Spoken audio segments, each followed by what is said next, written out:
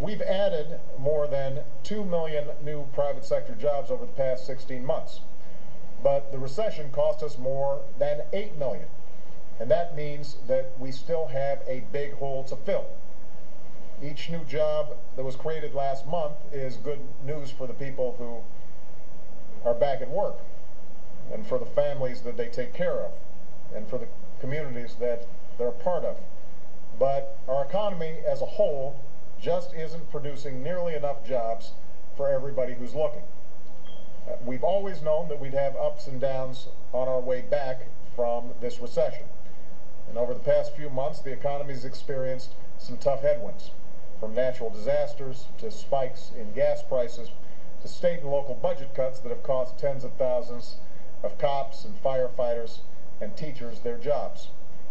The problems in Greece and in Europe, along with uncertainty over whether the debt limit here in the United States will be raised, have also made businesses hesitant to invest more aggressively. The economic challenges that we face weren't created overnight, and they're not going to be solved overnight. But the American people expect us to act on every single good idea that's out there. I read letter after letter from folks hit hard by this economy. None of them ask for much. Some of them pour their guts out in these letters, and they want me to know that what they're looking for is that we have done everything we can to make sure that they are rewarded when they're living up to their responsibilities, when they're doing right by their communities, when they're playing by the rules. That's what they're looking for. And they feel like the rules have changed. They feel that leaders on Wall Street and in Washington, and believe me, no party is exempt, have let them down. And they wonder if their efforts will ever be reciprocated by their leaders. They also make sure to point out how much pride and faith they have in this country, that as hard as things might be today, they're positive that things can get better. And I believe that we can make things better. How we respond is up to us. There are a few things that we can and should do right now to redouble our efforts on behalf of the American people. Let me give you some examples. Right now, there are over 1 million construction workers out of work after the housing boom went bust, just as a lot of America needs rebuilding. We connect the two by investing in rebuilding our roads and our bridges and our railways and our infrastructure. And we could put back to work right now some of those construction workers that lost their jobs when the housing market went bust. Right now, we can give our entrepreneurs the chance to let their job-creating ideas move to market faster by streamlining our patent process. That's pending before Congress right now. That should pass. Today, Congress can advance trade agreements that will help businesses sell more American-made goods and services to Asia and South America, supporting thousands of jobs here at home. That could be done right now. Right now, there are a lot of middle-class families who sure could use the security of knowing that the tax cut that I signed in December to help boost the economy and put $1,000 in the pockets of American families, that's still going to be around next year. That's a change that we could make right now. There are bills and trade agreements before Congress right now that could get all these ideas moving. All of them have bipartisan support. All of them could pass immediately, and I urge Congress not to wait. The American people need us to do everything we can to help strengthen this economy and make sure that we are producing more jobs. Also, to put our economy on a stronger and sounder footing for the future, we've got to rein in our deficits and get the government to live within its means while still making the investments that help put people to work right now and make us more competitive in the future. As I mentioned, we've had some good meetings. We had a good meeting here yesterday with leaders of both parties in Congress. And while real differences remain... Goalie, put the call option down at 75 pennies until this rat head gets done speaking.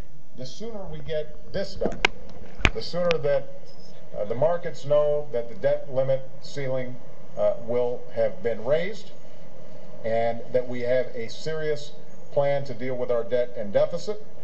The sooner that we give our businesses the certainty that they will need in order to make additional investments to grow and to hire, and will provide more confidence to the rest of the world as well, so that they are committed to investing in America. Now, the American people sent us here to do the right thing, not for party, but for country. So we're going to work together to get things done on their behalf. That's the least that they should expect of us, not the most that they should expect of us. I'm ready to roll up my sleeves over the next several weeks and next several months. I know that people in both parties are ready to do that as well, and we will keep you updated on the progress that we're making on these debt limit talks over the next several days. Thank you. How was the meeting with Mrs. Pelosi?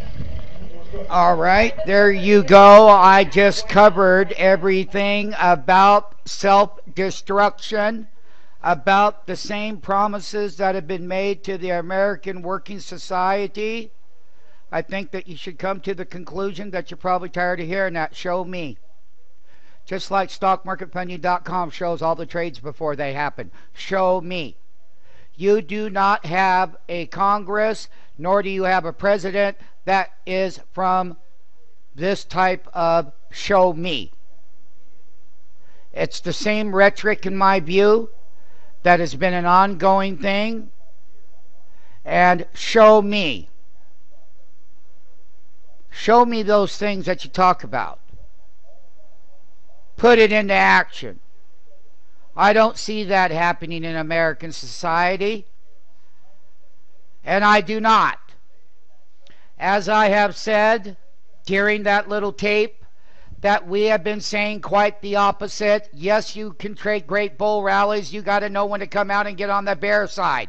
Here is a call option that closed at $17 that is now worth $2.25. Last night I showed the MMTs where this put option was so deflated at $2.20 that it had to be bought. If you bought 10 contracts at the close, you'd be up big, because these were deflated, these were inflated within the bull and bear cycle. Learning how to hedge overnight risk, that no one's going to buy that because they're too happy with that. Yeah, it was a great gain. It's no longer a gain. I'm sorry. That contract is down $14.50, and this contract is up $14. And MMTs were specifically told after the closing bell on how not to be exuberant, but to look at the deflated side of the bull run and get on that side, because this is the side that addresses risk. Everyone has overnight risk. Risk, risk, risk. You have risk with your Congress. You have risk with upgrades, downgrades. You have the risk of analysts always being wrong. Why don't they map out the scenarios correctly? You follow SMF on its economic analysis. Go to the big firms and look at theirs and compare it to ours. That's all you have to do. Let the truth speak for itself. Let the truth speak for itself. Bull, bear rallies, take that option down to 75 pennies right now on that 530.